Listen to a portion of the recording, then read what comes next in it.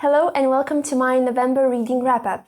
The first book I read was My Life by Chekhov, and it was one of my favorite reads. I thought that I've already read most of Chekhov's best works, but he surprised me once again. This story, or novella, I guess, it's about a young man who is fired from yet another job where he was hired because of his dad, who is a famous architect. His father tells him, "If your mother were still alive, your life would have been a source of continual distress to her. I see the divine providence in her premature death." Roasted! This is such a parent thing to say. His whole monologue is pure gold, and he even attacks him with an umbrella. He's so desperate for his son to grow up. Fortunately, the protagonist loves his sister, and when she begs him to take the job at the railway station, he finally agrees. He says something like, "Oh, I never thought about it. Okay, I'll do that." This young man is so dissatisfied with his life. He wants his job to have a real meaning, and he has no one to look up to. Everyone around him is living in luxury, and he's wondering who's paying for this stuff. He doesn't think much of his father's works. He says that his father's mediocrity became the style of their city, so that's saying a lot. Also, he cares a lot. He wants to help people from the lower classes, and that's really rare in privileged people.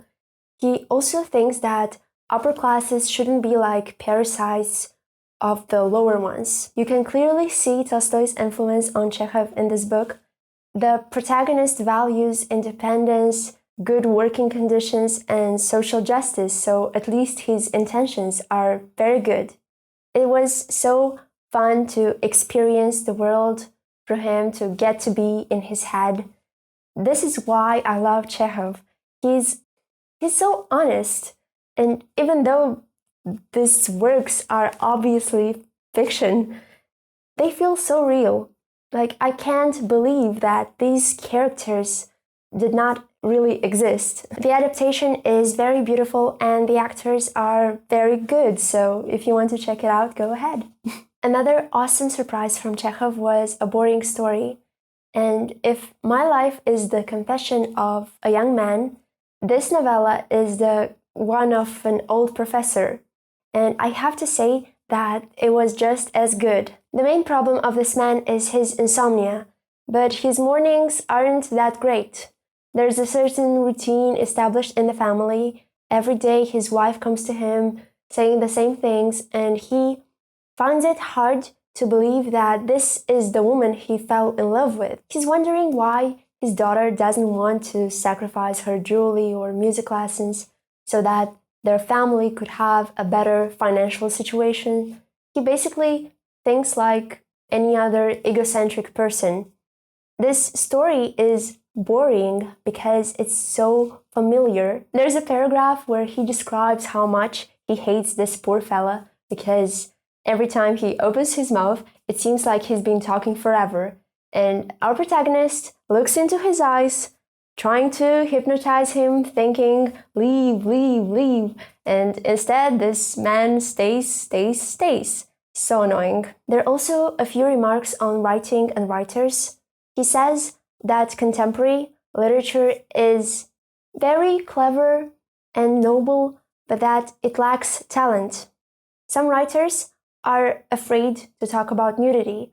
Others feel the need to cover pages upon pages with descriptions of nature or with psychoanalysis. They all lack the freedom one needs to become creative. They're too careful for their own good, and this makes their writing clumsy. Another comment is that we don't need theaters. If a play is good, it can be read, and if it's bad, staging it won't improve it in any way. I can't wait to film my Chekhov episode of the classic series. He's so good. The next books I read were the second and third parts of the Accursed King series. It's a historical fiction about the French monarchy in the Middle Ages, I've read the first part a few months ago, but I won't spoil it for you, don't worry. The title of the second part is The Strangled Queen. There's a certain important character who is imprisoned in a castle, and they're waiting for the king's pardon. But the king has other plans, and he sends someone to persuade them to do something. We also get to follow two secondary characters on their trip to Italy, and their adventures are quite fun to read. I also liked the King's Council scenes, where we get to see the main players of this game a little bit closer. The king himself is painfully awkward sometimes.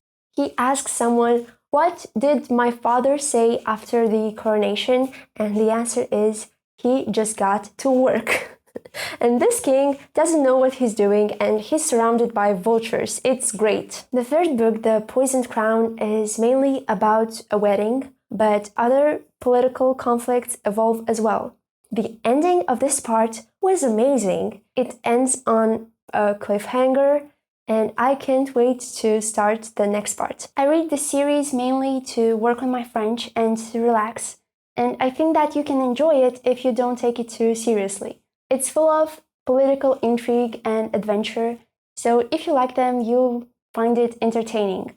It won't blow your mind or anything, but it's quite fast-paced, and although there are many characters, you won't be confused. There's a character that reminded me of Lord Baelish from A Song of Ice and Fire in terms of political scheming skills. The next book I read was Ada by Vladimir Nabokov, or Vladimir Nabokov.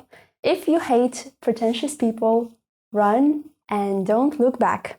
If there's someone who likes to humiliate his readers, it's him. This year I read a few of his books and I got used to his voice. His writing style is beautiful both in English and Russian, but boy does he enjoy showing off. Even in his lectures on Russian literature, his message is mostly, don't read them, read me. He wasn't very humble. Knowing all this, I approached Ada with a high tolerance for confusion. I knew that I wouldn't understand some parts, so I focused on the ones that stood out. I'll get the chance to enjoy the rest of them on my second reading. I decided to read it only before bed so that I could fall asleep a little easier, and it actually had the opposite effect. I have a love-hate relationship with this book. It contains some of the most beautiful passages I've ever read. So many clever puns, riddles, Shakespeare, Pushkin, and Tolstoy allusions, along with very awkward attempts at writing the plot. Yeah, the plot and the characters wouldn't be anything impressive outside this novel. I'm not going to give you a synopsis because that's simply impossible. The author had a great childhood. He grew up in a wealthy family and he was really loved. You can see this in the text as well. Ardor seems like a paradise for Ada and Van. What I enjoyed about the plot were the moments when we could revisit a moment from the past from another character's perspective, i.e. the damsel in distress episode. I also liked the comments of the older characters who are writing this memoir. The protagonists are horrible people, really. They are indifferent to the needs of others, they play with the feelings of others, and they lack self-awareness. Well, at least they love each other, although they are closer than they seem.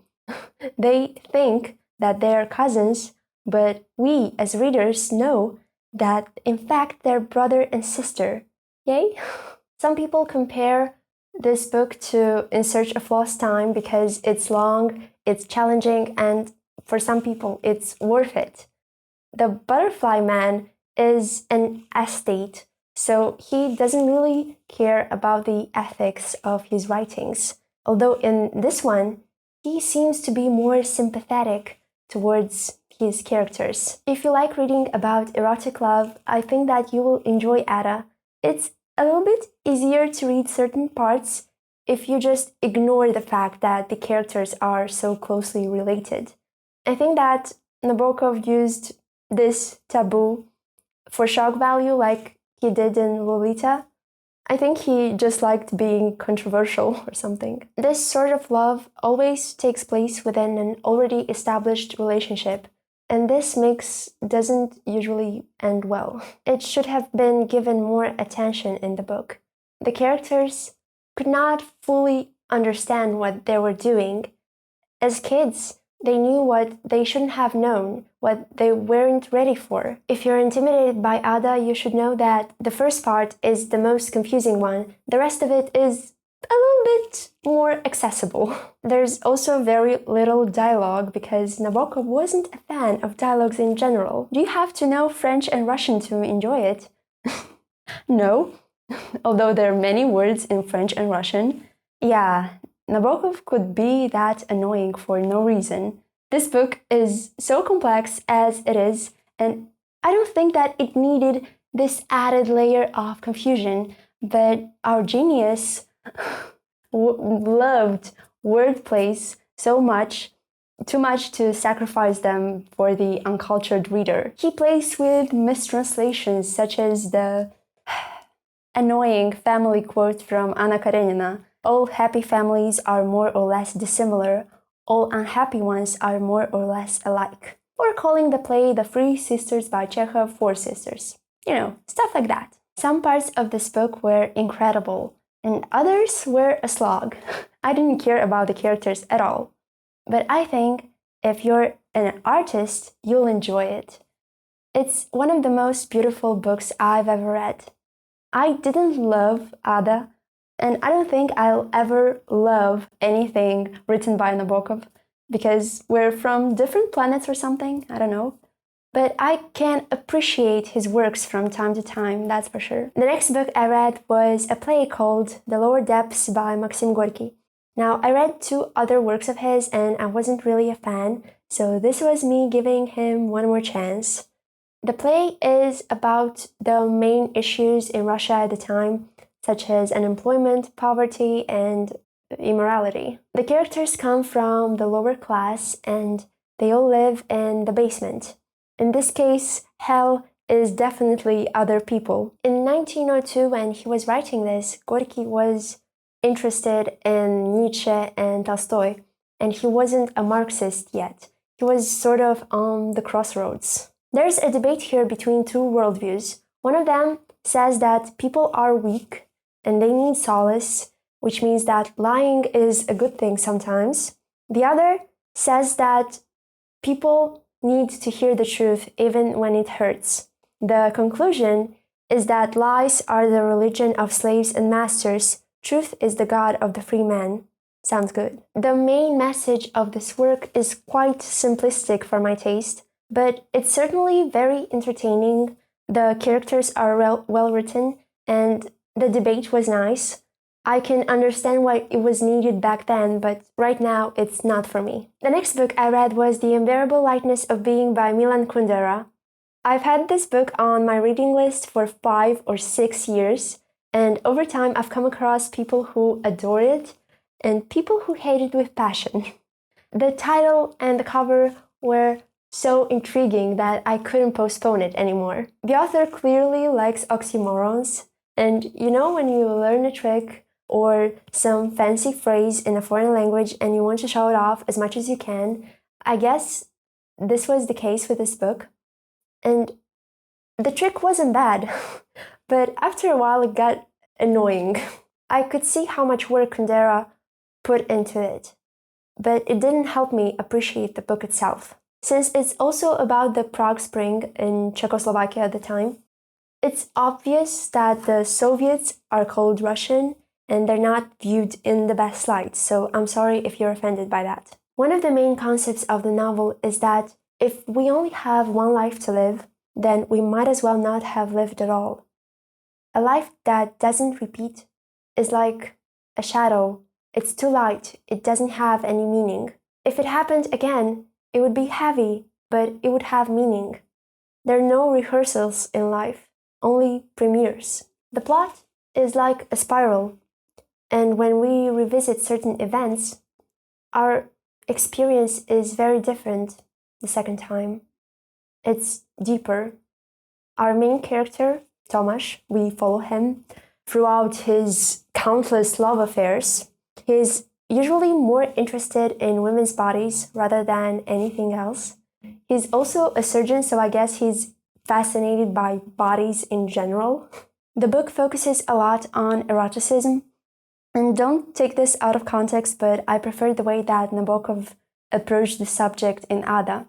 Here, some episodes felt a little unnecessary, but others were justified and well written. There's also a lot of emphasis on jealousy and treason and how people handle monogamous relationship. My favorite character was a dog called Karenin, and although it's a she, the owners give it a male name for some reason, and this created a little bit of confusion. I kind of forgot that it was a female dog, so when it was mentioned that she was menstruating, I was surprised to say the least. I think that I would have enjoyed it more if I were younger. I expected it to be more unusual and innovative, and it wasn't that. I enjoyed the parts about dreams and about different definitions people give to the same words. Basically, the parts that had nothing to do with the main plot. The next book I read was Novel with Cocaine by Mark Ageyev. The protagonist is a 15-year-old boy who is a misanthrope. He is so used to being rude to his mother that when he has the urge to express gratitude, he doesn't do it because he's not used to it. In fact, being normal, expressing positive feelings makes him uncomfortable. He criticizes people for thinking that if a man is sleeping around, he is manly, but when a woman does the same thing, she is a prostitute. He has the theory that for a man, all women are women except the woman he is in love with. She is a person. But for a woman, all men are people except the man she's in love with. He is a man. The writing makes you feel things. You can't help but empathize with this character, although you wouldn't want to meet him in real life. We follow him and we get to see how he turns into this cocaine addict. Of course, the drug trip is described, so trigger warning, I guess. There's a part that made me chuckle. You know when some people think they're wise when they're drunk and they try to teach people how to live? Priceless. Priceless dialogue right there. There's a lot of self-analysis in this book, and it's extremely quotable, and I enjoyed most of it, but I get why it's not that popular. It's not really for everyone. The next book I read was Confessions of a Mask by Yukio Mishima. It starts with a quote from the brothers Karamazov, and it's all downhill from here, unfortunately. I've heard so many great things about this author and this book from people with decent taste in literature, and it didn't live up to my expectations. If the first half was somewhat passable with many cliches that I tried to ignore, the second one was even worse. It's about a boy who wants to want what others want, and instead he wants what he wants. Of course, it's about sexuality and desire, and of course, it's self-indulgent and self-centered. So much word vomit, and nothing memorable except jerking off to, and had so much potential. I can appreciate a well-rounded, despicable character, but this wasn't it. It was probably the most annoying book I read this month, but if you enjoyed it, I'm so happy for you.